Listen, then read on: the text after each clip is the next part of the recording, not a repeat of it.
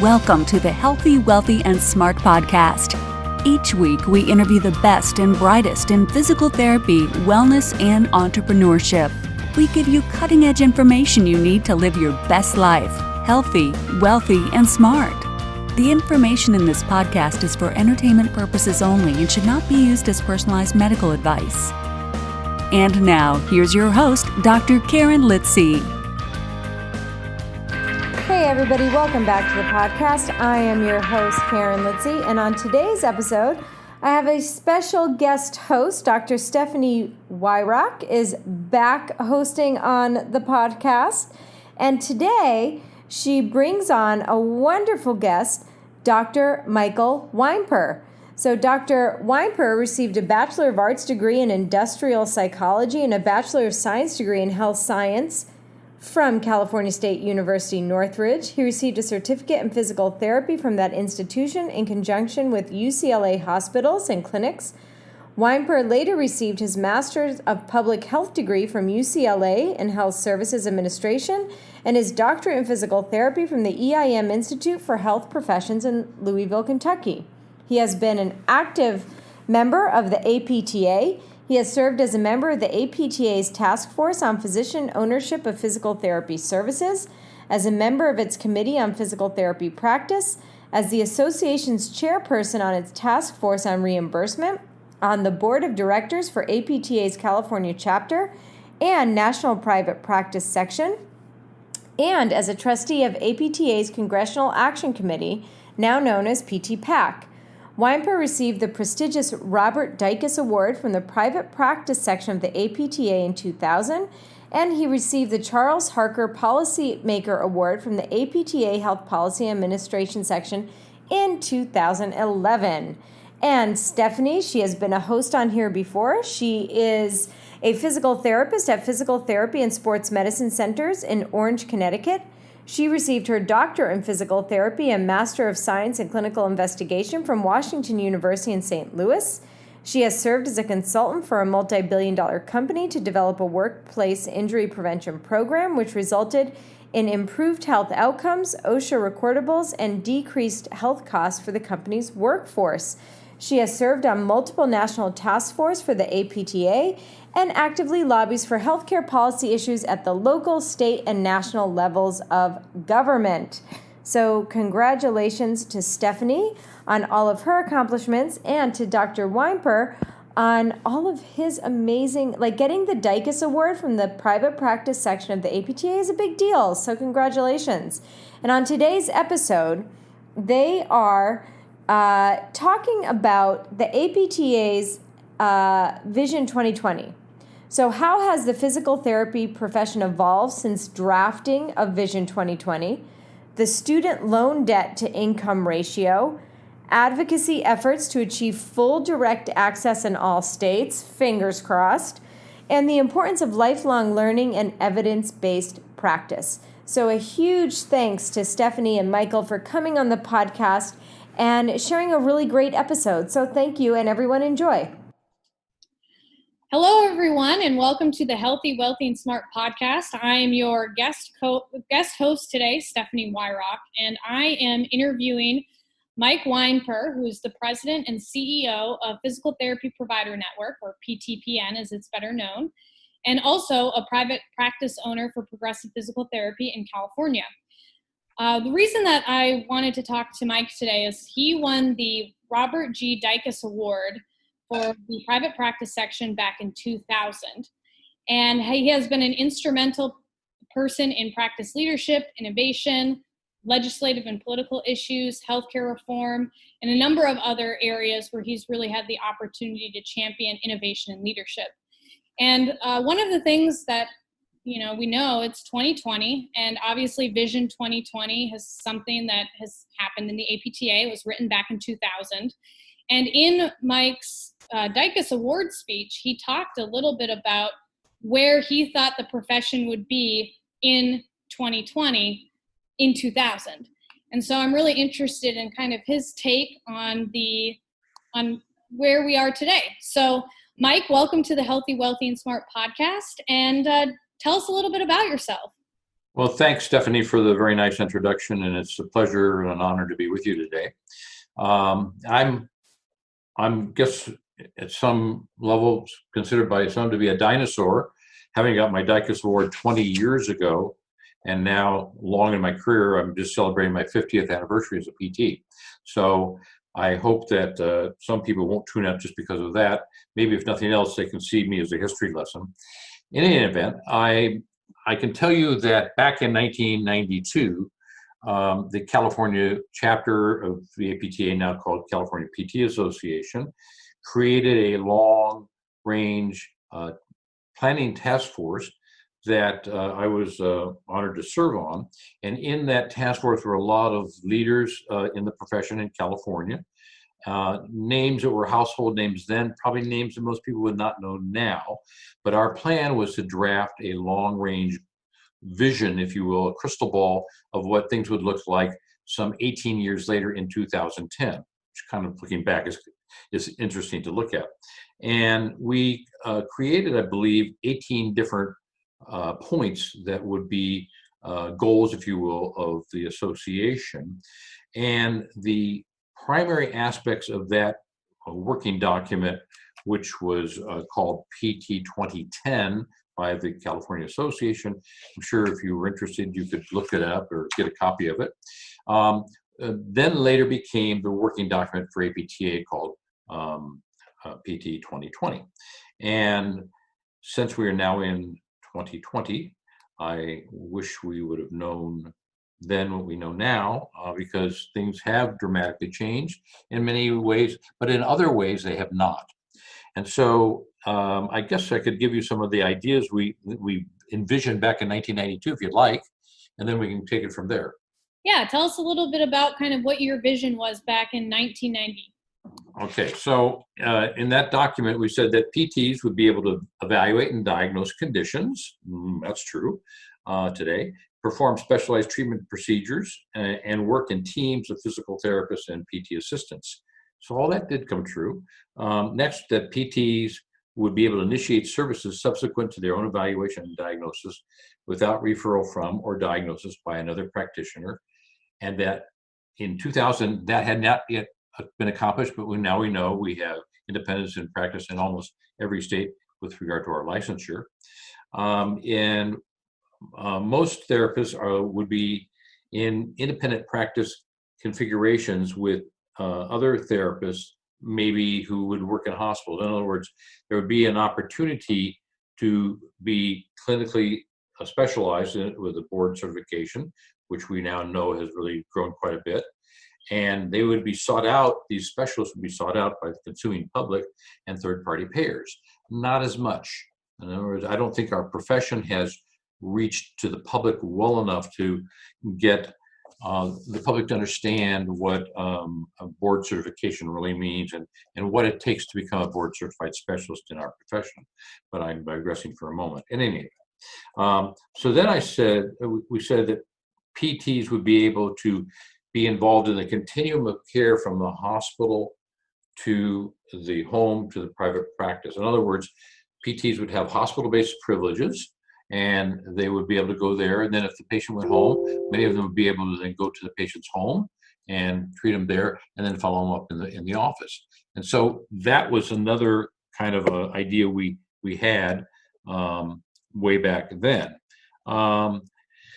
So it would be basically following the patient through the episode of care from beginning to discharge, and obviously getting them ambulatory and functional. We also said that, and this is a good one, that PTs would become diagnosticians, and more importantly, that we would be at the entry point in healthcare, which wasn't the case in 2000, but now in some places it is. That therapists are in fact these musculoskeletal specialists, and because we can do a musculoskeletal evaluation or diagnosis, many states now recognize that, and some insurance companies have recognized that we can be an entry point into the system, which I believe going forward is going to become much more prominent because of the higher cost of care.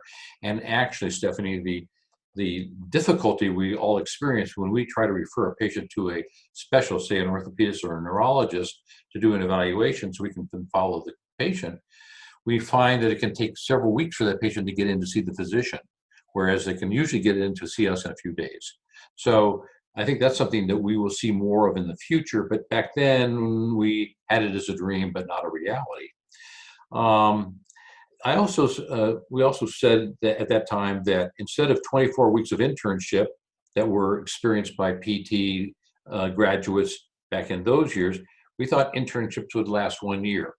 Now that I don't think has occurred, but we have in fact seen fellowships and other levels of work where therapists are really going into specialization so that they in fact can do things over a year's period of time and then become a certified specialist.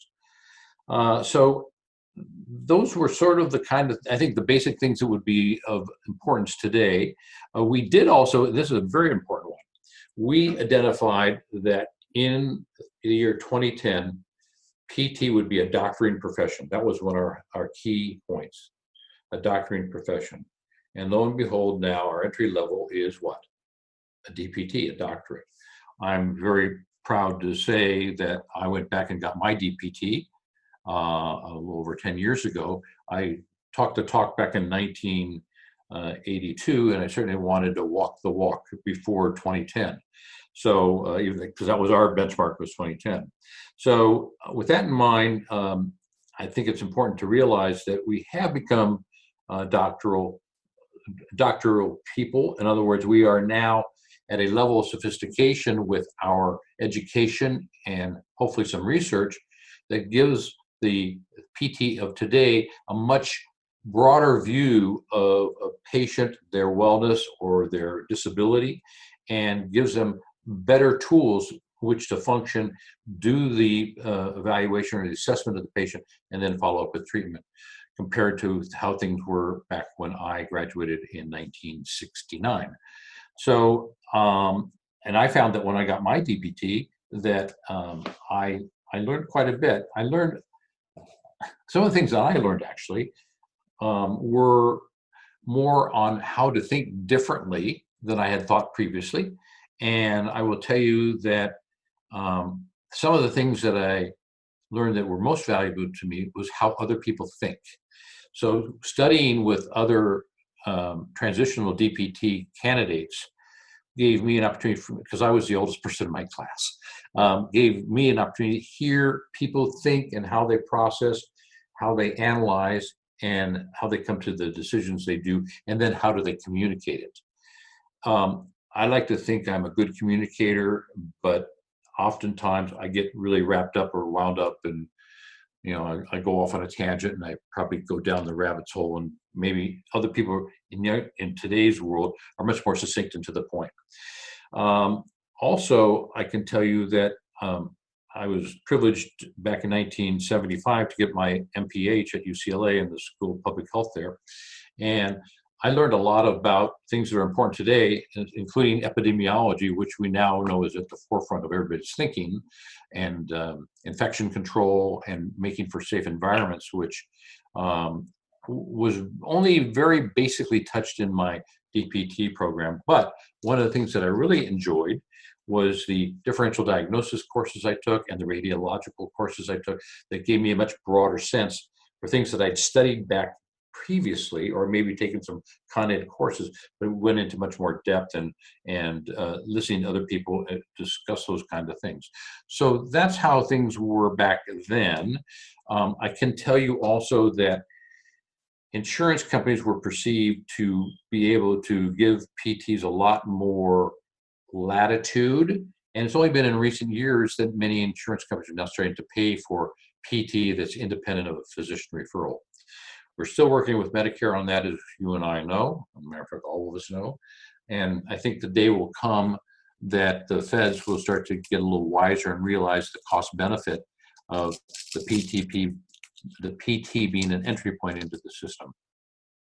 I think that that's a really great overview of kind of what you guys envisioned back in the early 90s, and kind of correlating that with Vision 2020. So the APTA Vision 2020 had a couple elements that basically encompassed a lot of what you said. So autonomous physical therapist practice was one of them.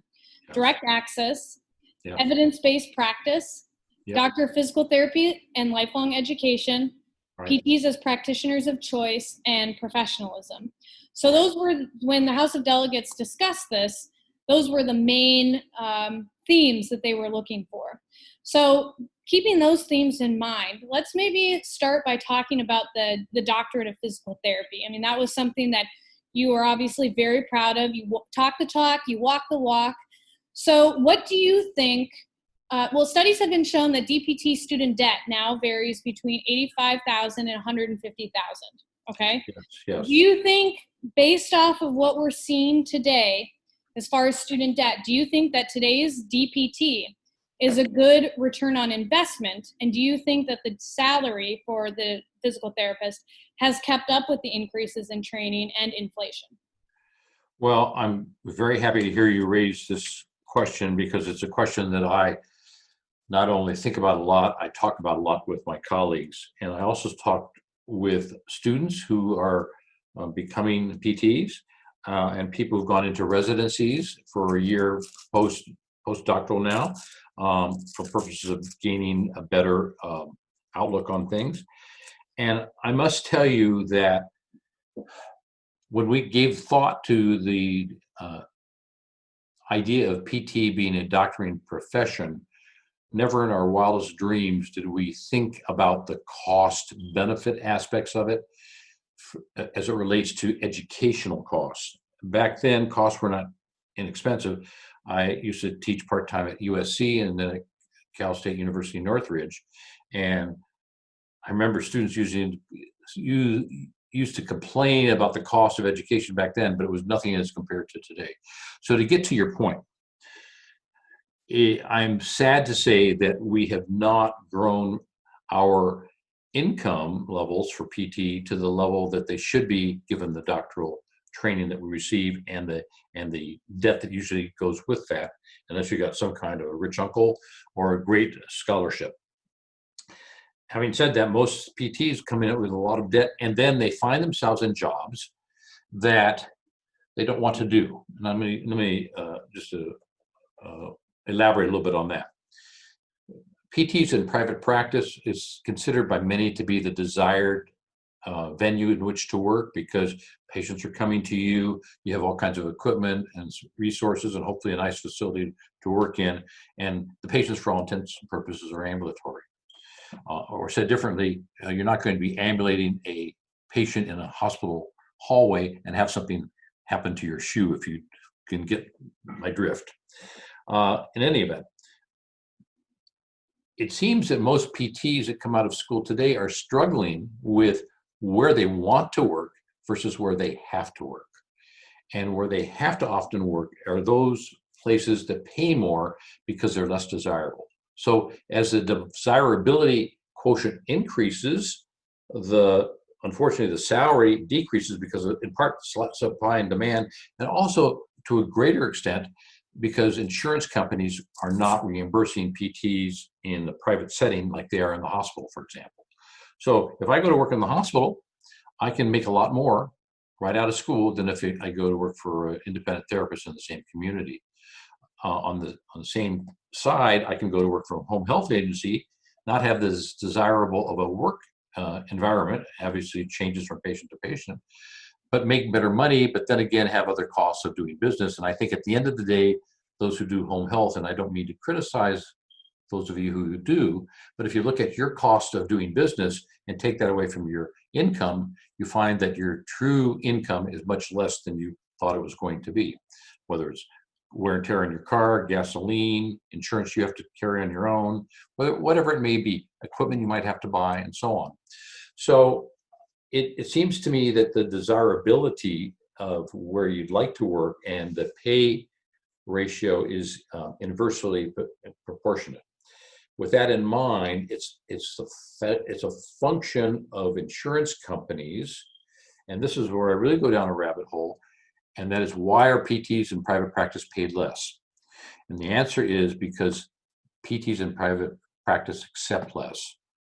They have, and I am very experienced on this, having started PTPN 35 years ago, a managed care company for PTs in private practice. And we have always advocated for higher reimbursement. And in fact, I'm proud to say, have been successful in getting higher reimbursement for PT and practices that are in our organization than PTs who are in the community who are not in our organization. However, because PTs are willing to accept whatever an insurance company pays, in other words, they don't want to lose business, they accept fees that are much lower than they should. And that has driven down the value of PT in the mind of the insurer, and that's led to lower salaries. And so to get to the end of this thought, PTs coming out of school don't get proportionally the kind of income they should with a doctorate. And let's contrast that for just a moment to a PA. A PA has less training than we do. They will usually get a master's degree. They work in a physician's office, but the way that they can bill under the physician's license gives them much better reimbursement, makes them more valuable to the physician, and therefore their income is oftentimes much greater, even out of school, apples to apples, than we get as a PT out of school. Yeah, I think you make a lot of really great points there. I mean, the DPT was obviously great as far as, gaining direct access, being more autonomous, but, the cost of education has obviously rocketed. So based on, your ideas, what do you think that the private practice section can do to help guide new graduates through the uncertainties of student debt? Wow. There's a lot of things that come to mind. First of all, we as a profession have to be better educated to know when to say no. That's a K-N-O-W and an N-O in the same sentence. Know when to say no. In other words, if insurance companies are offering rates that are below what it costs us to do business or below what we think we should be reimbursed, we need to learn to say no to them and walk away from that business. Maybe it's better to see fewer patients and make more money and be able to compensate our staff better than to take every insurance contract that comes down the road that pays less than it costs you to run your business. Those in private practice who might be listening to this podcast are shaking their heads affirmatively, I'm sure, because they get it. Those who are not in private practice probably don't understand what I just said. I don't mean that as criticism, but I think that at the education level, during your basic education, therapists need to learn more about socioeconomics as it relates to our profession. Supply and demand economics, certainly, and cost of doing business are key points. In years past, for APTA, I've taught courses on economics, made easy for PTs, because many of us come out of school, even today, without very much in the way of business knowledge or knowing much about economics. And once you learn more about that, things become much clearer, and it makes it easier to make decisions that are in the best interest of our profession. So I think the PPS it does from time to time try its best to educate us on how to be better managers, if you will, and that includes things like economics. But I think we as a profession need to be top of mind with economics and learn how to advocate more as a group, as a profession, not just individuals, because insurance companies will not listen to individuals. They will listen to larger groups. To that point, larger groups get better reimbursement. To that point, hospitals being really affiliated with one another or a powerful entity as an association get better reimbursement. So I think that getting PTs together to understand, I know APTA has advocated for many years better reimbursement. I worked with APTA in different retreats for payers. In other words, they would bring together a summit, a payer summit they called it, where they bring together many insurance companies. Actually, I did one in Connecticut where you are, because that's a sort of a hodgepodge or location of many insurance companies.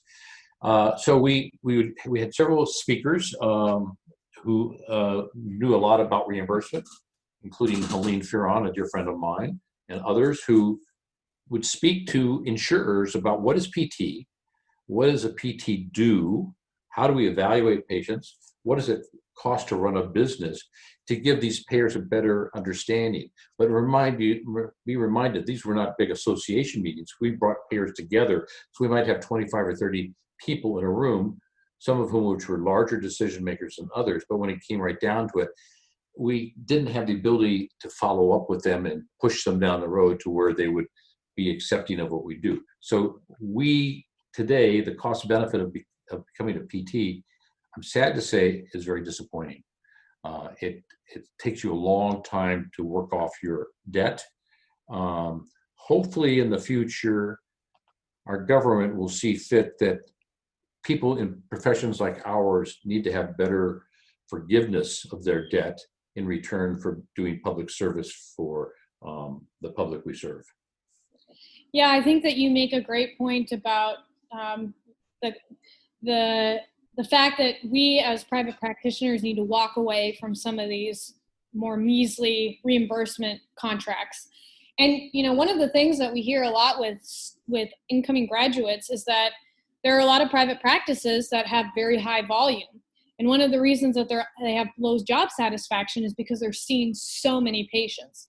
So I think that you make a really great point in saying that, maybe it's better that we take fewer insurance companies, see fewer patients, but get paid more, because now you're eliminating that burnout and that poor job satisfaction and allowing that new professional, or, even if it's a veteran physical therapist, make the money that they actually deserve with the training that they have. So Exactly I think right. that's a good point with that. Exactly right. And that's why we need to really advocate politically. And that's why the PT PAC is a very important thing to be involved with, because we as a profession can be heard through advocacy. Many, many years ago, I was one of the early trustees of what we used to call APTA, American Physical Therapy Congressional Action Committee, which is now the PT PAC.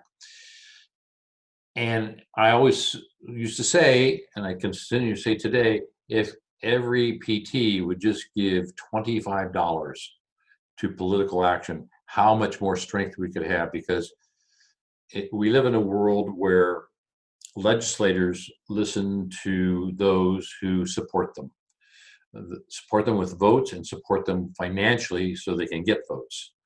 And I think it's important that we do get to legislators. We have a lot of people in Congress who are our friends and have been our friends for many years, but we need more. And when things come up like budgetary cuts in Medicare, where they talk about an 8% reduction in Medicare reimbursement coming in next January, which I hope goes away. I think it'll go away. I pray it'll go away. But if it doesn't, think about that. You're getting a reduction in your reimbursement, which is not that great today, and they're going to reduce it even more. What's that going to do to salaries? It's not going to help them. PTs in private practice, and this is something that I think many people who are not in private practice listening to this podcast may not believe, but it happens to be true. I've spoken to hundreds of PTs in private practice over the years, and I think many people would be appalled or shocked, at least, to realize that many people who own private practices do not make a lot of money. I spoke to a PT just last week here in Southern California who was impacted by the rallies that were going on with Black Lives Matter. And unfortunately, during that time, there was some looting and pillage went on by some bad actors, if you will, not people who were affiliated with the rallies themselves, but people who took advantage of that and broke into places and stole things and burned places. We all heard about that. Here in Southern California was one of those places, and in other parts of the country, the same thing held true. That PT, when I talked to them and was trying to do what I could do to help them rebuild their practice, because their practice had been broken into and many things taken, I asked this individual if they would be willing to share with me how much they make per year. And this person said to me, under $80,000. And I paused for a second, and I had a sense not only for the problems they were experiencing because of the looting and theft out of their office, but for the fact that even under good times, they weren't making a lot of money. And they were working hard. They were working 10, 12 hours a day, sometimes on weekends. That is because they were in a situation where their cost of doing business was almost as high as what they would receive in payment. And we know that owners of businesses get whatever is left over after paying all the other bills, including salaries and benefits and rent and all the other things that come to mind. And it's not uncommon to find PTs who own their own practices who do not make a lot of money, and yet they take a lot of risk. So it's one of these things that we need Congress to better understand, that it's important to support physical therapy as a profession, because we are a very valid and important aspect of the healthcare continuum, that if we aren't there, the cost of care will go up, because rehabilitation, I believe, and I'm sure you believe, decreases overall cost of care. So getting Congress to vote that in and to budget more money for us in Medicare, and then hopefully getting insurance companies to understand that not every therapist is going to do things on the lowball side of it, but really are going to hold out for higher compensation that they're entitled to. They're going to be more inclined to pay us more. And as they pay us more, it's my idea that therapists should be able, who own practices, should be able to pay their staff more. I've always said, Stephanie, that I wish I could pay every therapist that works in our practice $150,000. I think they're easily worth it, but it's a function of what we get paid. And I can tell you that in my own practice, Progressive PT, my income hasn't gone up in over 10 years. And I don't make a lot of money in it, but it's because I get what's left over after we pay everybody. And I feel that we've got to give our employees reasonable compensation for what they do. And we don't use a lot of extenders. We don't do a lot of things that are in the realm of doing it on the cheap side, as many people do. Yeah, I think that your points about advocacy are really important, because I know APTA has been working on that 8% cut. If you haven't written to your congressman, I definitely encourage those of you listening to this podcast today to log on to APTA's website, whether you're a member or not, and write a letter to your congressman. It really only takes 3 seconds. Additionally, there has also been legislation that has gone forward with trying to increase the loan forgiveness for DPT students. APTA is always trying to get us to be paid more, so that advocacy piece is really important. So that kind of brings me into the next pillar, or the next element of Vision 2020, and that's full direct access. So we do have at least some form of direct access in all 50 states right now. However, there are 3 states where the direct access is extremely limited, where you basically can only do a wellness evaluation without a doctor's referral.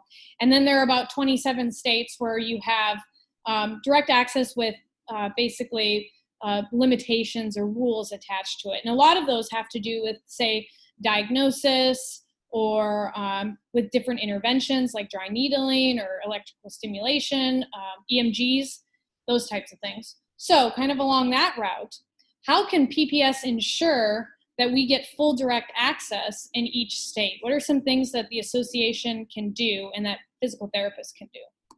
That's a wonderful question. And I think the answer is create stronger advocates in each state, because what you're talking now is not about federal legislation, but state legislation. In other words, each licensing act is governed by the state legislature. So having a good group of PTs who can rally and lobby, if you will, or have a lobbyist if there's a big enough state, to meet with members of the state legislature to express how important it is, in an effort to control costs in healthcare, to give therapists more clinical rights and abilities. That's where it starts. Once you get that, then you can get insurance companies to start to buy in, because they realize that it is legal in that given state.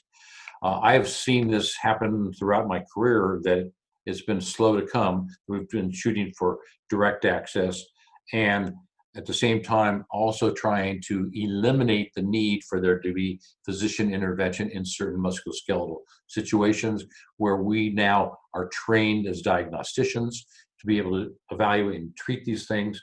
It's my hope in the future that we get the opportunity from a licensure standpoint to order x-rays, to order lab work and things like that, to where we can have more information at our fingertips than to have to refer out, but only where it's appropriate and where we're adequately trained.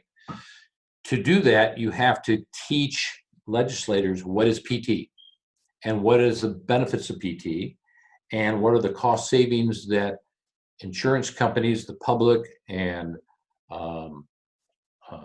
we all save by giving the opportunity for patients to be strong entry points into the healthcare field. It's certainly fine for us to evaluate a patient. In some states, you can do, like you said, dry needling. I live in a state, California, that doesn't even allow dry needling. I have people in my practice who teach dry needling to therapists around the country because they used to do that where they worked in other states. Very frustrating for them, extremely frustrating for me, but it takes legislation, it takes time, it takes contributions to your local state PAC, and most of them have it now. And to be involved in APTA, I think is key, that so many PTs, I call her 9-to-5ers. They come in, they do their 9 to 5, they go home, and they forget about their profession. People like you and others who are dedicated to making this a better profession for PTs of the future, not to mention the public that receives our care, are the ones that make things happen. And so being more involved in our field through volunteerism, obviously, is a key, I think, to change. And too many of us look to the other guy to do it, whether it's writing a letter to your congressman, whether it's going to meeting with a state legislator, whether it's inviting your local state representatives into your practice to see who you are and what you do. All of these things bode well for growing our practice. And too few of us, unfortunately, do that. We don't realize that it starts, unfortunately, with regulations and what we can do and how we can do it. So my bequest, if you will, or request, I should say, would be that we as a profession get more involved in our association, because the association is the focal point for getting the information to legislators. It's our association that has the greatest credibility. And I can tell you that one of the reasons I went back and got my DPT was that I saw that when I would testify on a bill in Sacramento here, there would be people with doctorates, not necessarily in our field, but just doctorates, who would speak against what we were doing. And I would get up there and I would have 40 years of experience and have a Master of Public Health degree, but not my doctorate. And I would like to think I had good presentation and good preparation and knew the facts. And yet it was those who had doctorates that were, or had the title doctor, who were paid more attention to. Now we as PTs have that title. And now we're sort of on a level playing field with other professions from the term being entitled a doctor. And with that credibility, we need now to take more action. We need to spend more time trying to create change. In my Dicus talk back in 2000, I said that people were afraid of change. And it's true. Even today, they're afraid of change. And we all like the status quo. But the reality is that we need, as a profession, to embrace change, because with change comes progress. And we need to progress as a field, a profession. If you think about things, it takes a village, they'd say, and certainly in our profession, it's no different. We have to be part of that village. We can't just be part of the tribe. We need to be active leaders of our village. Yeah, and I think, if you look back at where we were with direct access 20 years ago, I mean, obviously we're in a much better state than where we were. But some of the resources that I know PPS has for people, if they're fighting the direct access, is they do offer grants to state associations if they're doing any type of lobbying. So if you haven't applied to one of those, it's a pretty hefty amount of money. It's like $5,000 or $10,000, which that goes a long way when you're paying a lobbyist to do the work for you. You know, they also have a key contacts program, and they offer resources for practitioners that if you do invite a legislator into your practice, or you are trying to advocate for a bill, they provide all that information for you on their website and on the APTA Action app. So, I mean, PPS does have resources out there that we can utilize to try to continue in our fight with direct access. And I mean, yes, we're in a much better place than we were 20 years ago. But like you said, change takes time. And as a young professional, I definitely would love to see change happen even faster. So, the more people we can get together and build that village, the faster it's going to happen. In your Dicus speech, you also talked about how you envision that physical therapists will be evaluating and diagnosing conditions, performing specialized treatment procedures, and working with a PTA team. And then you also envision that there would be no referral needed by another practitioner. And I know you've kind of covered this a little bit, but give us an idea of where we're at with this prediction and what you think the future holds. Because as you know, a lot of these direct access bills that we have still restrict our ability to, quote unquote, diagnose conditions or even perform specific procedures. So kind of give us an idea of where we are compared to 2000 and where you see us going in the future. Well, we are obviously light years ahead of where we were in 2000, just by hearing what you described, how things were and what I predicted. And I think from the standpoint of going forward, we need to be cognizant of the fact that we can change things if we put some effort to it.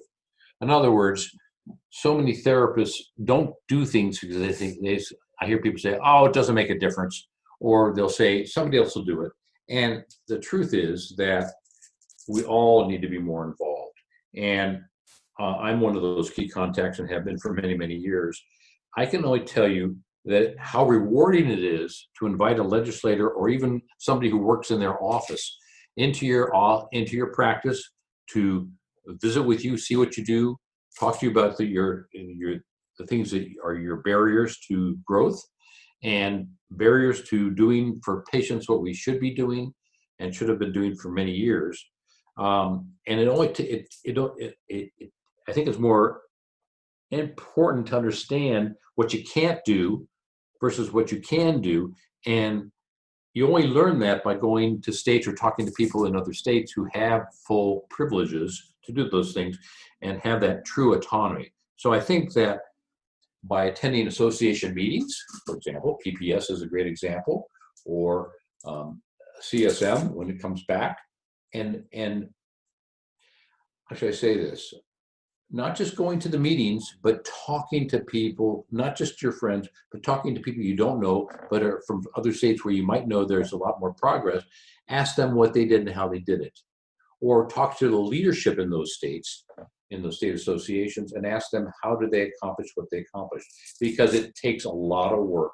And there's a lot of resistance by other professions, be it physicians, be it chiropractors, be it osteopaths, be it even dentists from time to time, resist having us grow to where we should grow. And the key again is educating the public what we do. So when you're treating them, letting them know what you can do, what you can't do, only because of the laws, even though you might be trained to do these things. And sometimes the best advocacy doesn't come from ourselves, it comes from the people we serve, our patients. So getting people to write letters to their members of the legislature is very important.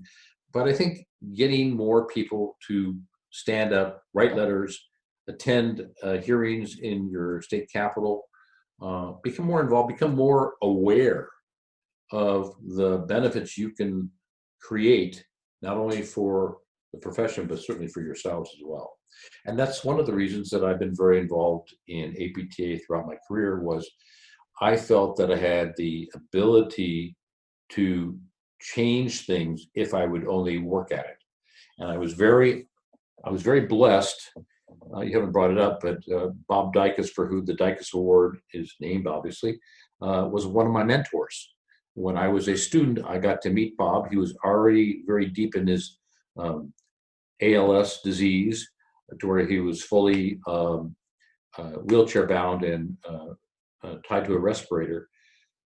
But that man had so much knowledge. He was one of the first private practitioners, and one should only go to the PPS website and learn more about Bob and what a great man he was and what a visionary he was for our profession. As a matter of fact, just to digress for a moment, he is the one who created the ALS Society nationally. He was the inventor of that. He had a second profession he was in. He was a motion picture producer. In his later years, when he couldn't be a PT, he went into producing motion pictures. A lot of them had to do with rehabilitation and things that we do. They weren't necessarily featured like films, but he got involved in that kind of communication. So it always goes to the fact that I think some of the best PTs are the ones who are best able to communicate with their patients, with the public, with our legislature. Those are the PTs who really do the best, because if you're good with your patients in communicating, you're able to motivate them to do the right thing, right? And communication is something that we need to study more, perhaps in school.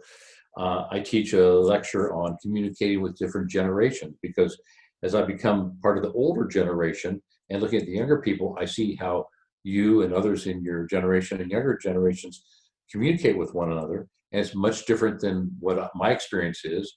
I grew up without computers. I remember the very first calculators, believe it or not.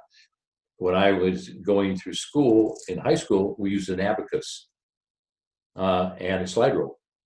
And then going forward, we used a Texas Instruments brand calculator, which was very expensive and very elementary looking back at it. That's an idea of technology. When technology and communication are, I think are very interwoven. In other words, as technology increases, communication becomes dependent on that technology, and we tend to communicate less with one another. Or said differently, I can see my son-in-law and daughter at our house sitting on the couch waiting for dinner to be made, and what are they doing? They're texting. And I said, well, who are you texting? He said, I'm texting him. I said, why aren't you just speaking with one another? And that's just the world we live in.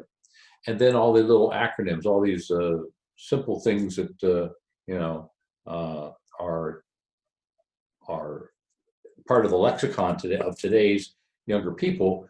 Older people don't necessarily know. And when treating an older patient, it's key that you speak to them in a communication form that they're going to understand, and don't assume they understand something you're saying just because you're saying it. And the same is true for older therapists, like myself, talking to younger people. You have to motivate them in a different way. Younger people want it now. They want things quickly. They're used to getting information quickly. You can look something up on Google and get an instant answer on something, whereas back in my day, an encyclopedia salesperson used to knock on our door trying to sell my family a big set of 30 books of encyclopedias, which really didn't tell much to us for what we needed for today's knowledge. And I don't think those people are around anymore. It's all, if you want an encyclopedia, you've got it. Just look up something in Google or another search engine, and you've got you got too many answers. Sometimes you get different answers for the same question. But with all that in mind, communication is key to success.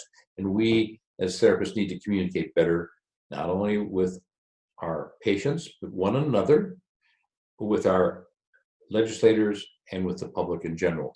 And to that point, having better PR public-wise, and I think APTA is trying to do that now that we're into our 100th year, starting our 100th year celebration or centennial celebration. I think you're going to see a lot more information going out to the public through electronic media and social media, to where we gain a higher visibility with the public. I had the TV on the other night. I was watching a game show, and one of the contestants was a PT. And he was a young PT, I can tell that. And he didn't win a whole bunch on them. I think it was, I believe the show was Wheel of Fortune, actually, which I don't watch too often, but it was on. And I heard the word physical therapist, and just like you, whenever you hear that word somewhere, even if it's in a restaurant, you hear somebody talking about their PT, your ears perk up, and you sort of start to eavesdrop a bit. And we as a profession don't hear that word in the public as much as we hear about doctors or other things. So I think the public needs to have a better awareness of who we are and feel comfortable talking to us. And we need to feel comfortable talking to them and educating more about who we are before they have a need to see us. I think you make some really good points about the communication aspect, and that kind of leads into the next element of Vision 2020, which is us being practitioners of choice. So, and kind of going off of that with communication, it's too bad Bob Dicus isn't around anymore to make the next hit healthcare drama on physical therapists. I mean, how many physical therapists and healthcare dramas do you see walking patients or stretching patients, you know? It's never really, they're never main characters in, you know, like Chicago Med or Grey's Anatomy, you know? Every time I see a PT portrayed in these situations, I cringe because, first of all, they're wearing, and I hate to say this because I'm going to take an issue with some of you, they're wearing scrubs. Scrubs when I grew up were for people working in surgery. Now everybody wears scrubs. So if you go to the grocery store, people are wearing scrubs. I think people not even in healthcare wear scrubs sometimes. But I think we should look more professional. We should be more professional, and the public will respect us better if we act more professional. And so there are sometimes PTs who are brought in on dramas to be a technical advisor. I have been in that position before, twice, and I have talked to directors and producers about what they need to show. And I can only tell you that what you tell them to do and what they end up doing sometimes is different, because maybe they don't have the right equipment, or the character, they thought they already lined up costumes for their characters. It becomes very frustrating. But getting in on the front end and getting the public to understand who we are, hopefully through drama and maybe through, you know, like I say, public service announcements or ads on TV where we're portrayed better, or having the opportunity. Many of you are in smaller cities and towns. Your local newspapers and television are hungry for local news. And you may be doing something you don't even think second thought about, but it's newsworthy. Maybe you just purchased a very important piece of equipment to help with ambulation or suspension or something technical electronically to create new opportunities to treat patients. Your local TV stations would love to demonstrate, come to your clinic, film you doing that, and have it as a segment on their TV show. And many of us don't even think about that. So, and I even in Los Angeles market, I've had the opportunity to do that a couple of times. It can be a little bit overwhelming, a little bit scary, but you know something, at the end of the day, you feel really good about it, and how you come across is much better than you perceived you were going to come across when you were getting ready to do it. So don't be shy, but reach out to your local media and try to get them interested in what you do, because what you do, what I do, is very newsworthy and very important for the public. Yeah, and you know, obviously people are following what the media says and listening to the media. So I mean, the media has been a very powerful force that you can utilize to spread the gospel of physical therapy, so that we can become the practitioners of choice for the musculoskeletal system, and so that people actually know that PT means physical therapist and not like personal trainer or part-time. Amen. But people actually know what it means. In your Dicus speech, you also stated that PTs would be recognized by payers as diagnosticians, an entry point into the healthcare system. And I know you touched on this a little bit, but how do payers recognize physical therapists, and how do today's payers recognize us compared to back in 2000? Where are we at with that? Well, back in 2000 and even in days since, payers felt we needed to be treating only under a physician's referral. If you looked at insurance policies that you might have, or if you spoke with payers, they would say that PT was a covered service when provided under the auspices of a physician referral or diagnosis. Today, many of those policies from the same payers do not have that language. So because of the direct access laws and because of therapists in given states talking to their insurance companies, the payers, they've educated them to where certain payers are starting to realize the benefits of PT first. And let's just take substance abuse and chronic pain. We know as musculoskeletal experts, there are lots of things that we can do for the patient to avoid surgery, to avoid downstream costs like expensive imaging that may be unnecessary. We can certainly get the patients treated properly and get them in a mindset to where pain is not top of their mind. I have a book sitting right behind me on my bookshelf. It's called Explain Pain. Are you familiar with this book? Yeah. Oh, yeah. That's a very familiar book. Okay. And this is a very good book for people to read. The authors are David Butler and Lorimer Mosley, and they're down in Australia. But they talk about the dealing with the mental side of pain, the cognitive side of pain, if you will, and how to best treat your patients and de-emphasize the pain and emphasize wellness or health. And we need to do more of that as practitioners. And as we can educate our insurance companies that by sending the patient to PT for 4 or 5, 6 visits, we can avoid surgery in many cases. What is the cost benefit to the insurance company there? Insurance companies listen to money. And I know this from my experience for many years of working with many of them and speaking with probably too many insurance companies to not only remember, but to count. And they are driven by dollars. And they do not put enough emphasis sometimes in their underwriting to allow PTs to do the things we can do. And they're very short-sighted because they end up then forcing patients to go to a physician first, wait several days or weeks to see the physician where the patient's only getting more deconditioned, and rather than be seeing us first.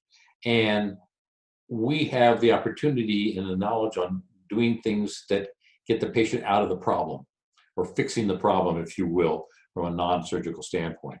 So insurance companies in some cases become much more enlightened.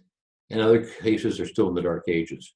And those who allow us to treat without referral and pay us for what we're worth are the more enlightened ones. Some insurance companies that I've dealt with now in recent years are paying for outcomes. There's the concept of pay for performance, or P for P. I like to call P for O. It's really not what you do, the process of what you do, but really the outcome that you get. So if you can get a great outcome with fewer visits, then insurance companies should be willing to pay you more because A, you reduce their cost, and not only of what you did in terms of your true cost, but in terms of what would otherwise cost them to treat the patient going forward. So I like to pay for outcomes, P for O. And that's why we as a profession need to do more in the way of outcome measurement, whatever tool we use, and be able to communicate to the payer community the benefits of what we do. So I'm going to go back now to the mid-'70s again when I got my master's degree. We learned even back then that the definition of quality in healthcare was composed of 3 things, and the author of that was a fellow who's no longer with us. His name was Avidus Donabedian. He was a physician. He was very involved with the New England Journal of Medicine, Donabedian, if you want to look it up. And Donabedian, even back then, said that quality in healthcare was 3 things: structure, which is where you do it and what you use in terms of equipment; process, what you do, okay, and outcome, or the results. So we've always been able to measure structure, and we've been able to measure the process we do, but not enough of us over my career have been able to truly prove that what they did was a benefit. And I think that that's one of those things that we have to focus more on, proving the benefit of PT through outcomes. Or said differently, because of what we do, patients get better quicker. And that leads us really nicely into the next element of Vision 2020, and that's evidence-based practice. So obviously, APTA has done a lot over the years to try to improve how we're measuring outcomes. So you have the outcomes registry, COSTAR was created. If you look at how much literature has been put out for, if you search physical therapy, even in Google, it's, an exponential growth since even 2000, and even a larger growth if you think about it from even the 1970s when outcomes were first described. So, this is something that, we've been working on for a long time. I think that obviously it's come a long ways, but we still have confirmation bias in our literature.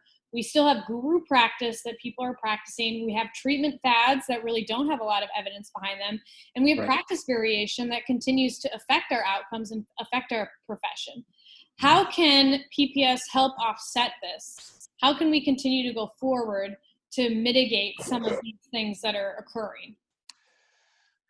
Well, that's a $64 question, as we used to say in my era. I think it's important that we need to, you talked earlier about one of the goals of PT 2020 is lifelong learning. And I see too many people in our profession who don't come to meetings of the profession, whether it's a local meeting in your area, whether it's a state conference, whether it's CSM or PPS meetings.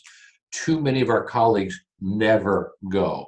Or maybe they went as a student because their school paid for them, or somehow or another they're encouraged to go, and they never ever go. If you think about people you went to school with, Stephanie, you never see them again. And you wonder, how are they getting their education? One of the things that has occurred during the last 15 years, I would say, is the requirement by states that each PT, in order to continue their licensure, must have continuing education, a certain amount, and it varies state by state, as we know, and what things have to be parts of that continuing education, again, vary by state by state. But at least we're being forced now as a profession to continue our learning. Having said that, and having taught in different venues in different ways, I can tell you there are people who are serious learners, and there are people who we call lazy learners. The lazy learners are those who will buy the cheap level CEU kind of stuff and do a quick read on something and take a test and not really spend the time to investigate what was being offered, and maybe some of the quality of the content that they're learning is really not up to date either. Versus those of us who will go to Con Ed meetings, we will do things online now. There's a lot of opportunity. PPS throws a lot of things out. APTA has a lot of things. I'm a member of the orthopedic section and the oncology section. They have lots of stuff going on that, there's too much of it. There's like education overload. So you have to be selective, but do choose things that I think will be beneficial to you and that are evidence-based. So it brings back to the evidence-based part, because too often I've heard people get up at meetings and start to talk about things, and then when challenged on what's the basis of your comments, they sort of stammered and they said they gave answers that weren't really appropriate. So we do need more focus on lifelong learning, which we're being mandated to do, but some people take the easy way out. We all have people we know who will take the high road and others will take the low road. And the low road may be the easier road, but may not be the get to the right end. So we want to challenge ourselves to learn more each day. And I can tell you that when I went back and got my DPT, I thought it would be fairly easy. And some of the things I was exposed to, I'd already learned in my master's level, but I can tell you a lot of things that I learned were new concepts that I'd never even thought about. And that goes to the idea of this lifelong learning and evidence-based practice. Most of you learned in school all about evidence-based theory and practice, and some of you embraced it very well, and other of you sort of gone a different path. So I would say take a step back and look at the research that's coming out. There's all kinds of journals. And that's another thing I have to digress on in a moment, and that is, here's a question for each of you. How many journals or publications that are healthcare oriented do you read or subscribe to? If you say only PT, then I think you're making a big mistake, because there's so much literature and so many things that are appropriate for what we do in our field and that validate what we do in other journals, and research is being done, that we miss the boat by not looking at other professional journals or other modes of information, or even attending meetings for physicians and so on. I used to specialize in the treatment of hand injuries, and so I would go to the Society for Hand Surgeons, and they actually had a PT PTOT subset of that my friend Dr. Susan Michaelovitz was very involved in, and she got me involved. And I would listen to physicians. We have collegial meetings where PTs and physicians would interact to try and come up with the best ideas. And many of us don't really have any contact with physicians except when we're talking to them in the halls of the hospital, or when we're going out to market them, or we're trying to take lunch to them. We don't talk really about concepts and about theory and what do you base this upon, and what can we do to learn more about the benefits of what we do. And that gets us to the idea of each of us having the challenge to do some research. Research is fascinating. It doesn't pay a lot, but you can still do research in your clinic. You can be parts of research projects. If you just look for them, they're out there to take advantage of. And if you do that, it opens your eyes to much more. And I think a lot of the things that you've touched on kind of goes with the last element of Vision 2020, and that's professionalism. So when the House of Delegates originally defined what professionalism means in Vision 2020, it's that we as physical therapists and physical therapist assistants are consistently demonstrating core values by aspiring to and wisely applying principles of altruism, excellence, caring, ethics, respect, communication, and accountability by working with other professionals to optimize health and wellness in individuals and in communities. So obviously one of the big focuses of APTA has been this optimizing society, or optimizing movement to impact society. And we've been kind of taking more of a population health kind of perspective, trying to get out of the silo of physical therapy and move more into the interdisciplinary healthcare professional realm.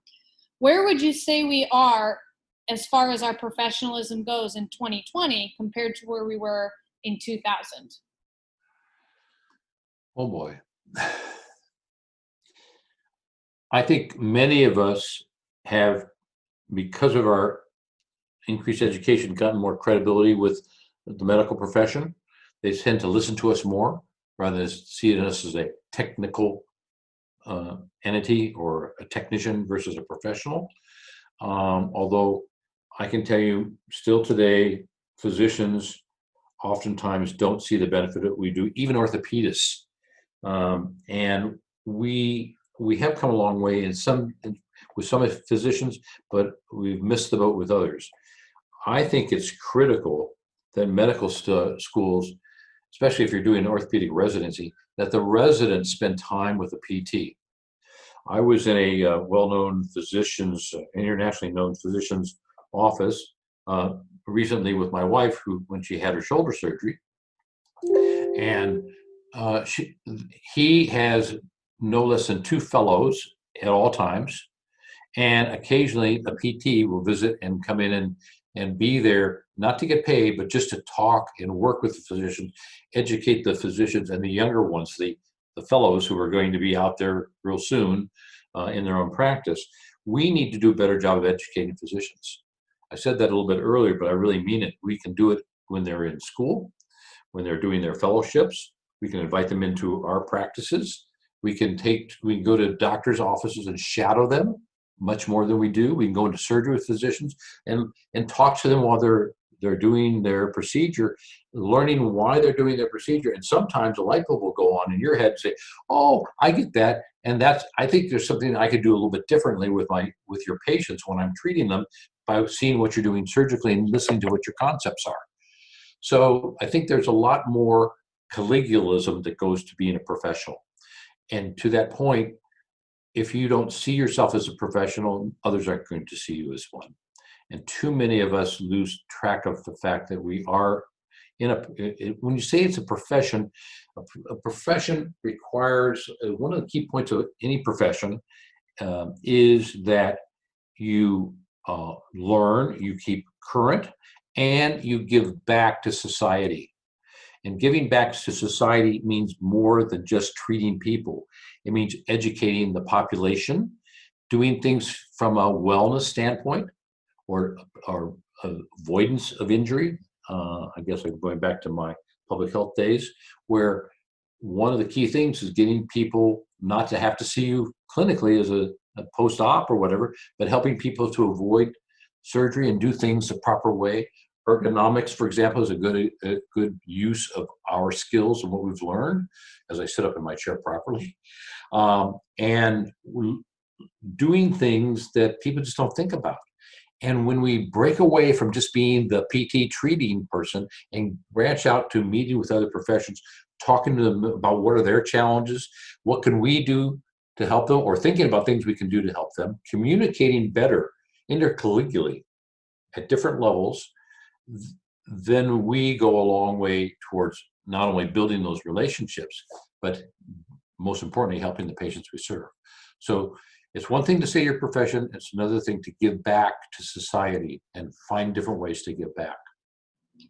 Well, from this conversation, obviously we've come a long way since 2000. We've achieved many things that Vision 2020 set out to achieve, but we still have a lot that we yet need to achieve. So kind of on that note, Mike, what is a clinical pearl that you can kind of leave all of us with? What is some advice that you could give a young graduate or somebody new in the profession that maybe you wish you would have known when you were coming out of school? Well, that's an easy question to answer, because I oftentimes ask my younger PTs, how did I become successful? I say, very simply, through volunteerism. Volunteering your time to help your profession and help those we serve. Whether it's going to a health fair and educating the public. You ever done that? Fascinating what they don't know, and how the aha moments you see in the public when you spend 2 minutes with them. Screening students, preseason athletics screening, another great opportunity for volunteerism. Physicians you're working with, they say, oh, that's how you do that. That's how you measure that. I didn't realize that. And that's another idea, again, of getting involved. I talked earlier about legislation, getting involved in legislation. Getting involved in your association is what I think makes you successful. And to that point, I think that the best jobs that PTs get are not the ones they see through Craigslist or through on the association advertisements. It's from talking to other therapists, word of mouth, learning where are the best jobs to be had. And the only way you do that is not staying in your little house, if you will, but getting out and talking to other PTs.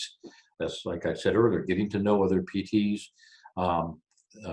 There's this PT pub nights that I see around the country.